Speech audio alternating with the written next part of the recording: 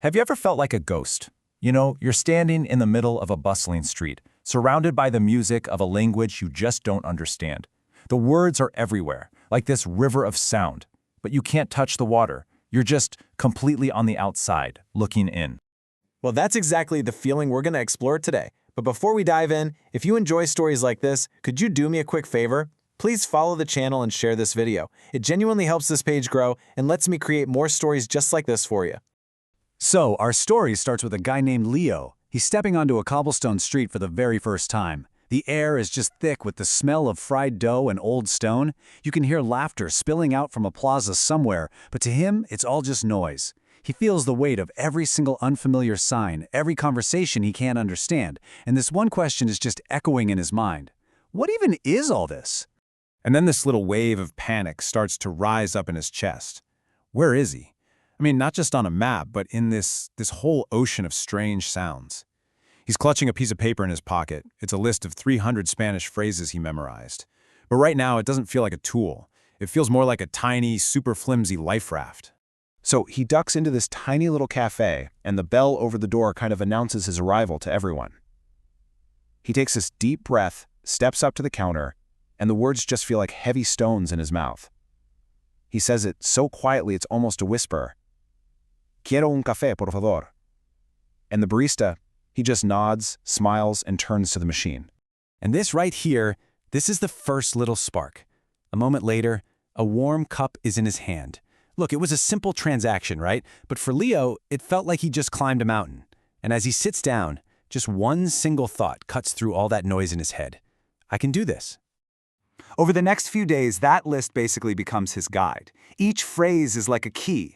¿Cómo llego a la estación? That one unlocks the city's geography. ¿Cómo te llamas? Opens a little door to a new name, a new person. Me gusta mucho lets him share a tiny piece of himself. So he's navigating, sure, but is he really connecting? Now, here's where things get really interesting. He can speak, yeah. He can order things, he can get from point A to point B.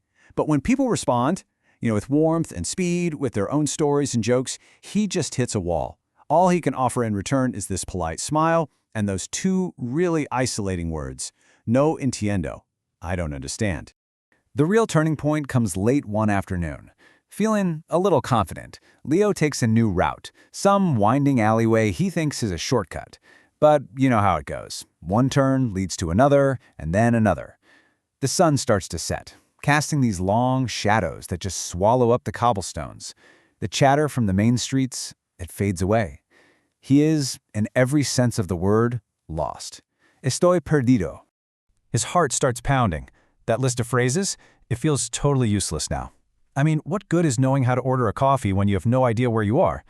He looks around frantically, and then he sees her, an elderly woman, just watering flowers on her balcony, humming a soft tune. And he knows, right then, he has a choice. Stay silent and lost, or risk everything and just try. So he takes a breath. His voice is trembling, but he calls up to her, using the politest phrase he can possibly remember. Con permiso. Excuse me. She stops humming and just sort of peers down. Her expression is curious, not unkind. This is the moment. This is it. He drops the whole act of being a capable tourist. He looks up at her, makes eye contact, and says the most honest thing he can. Necesito ayuda. I need help. It's not just a request, it's a confession. It's a surrender. The woman starts to give directions, of course, and her Spanish is flowing quickly.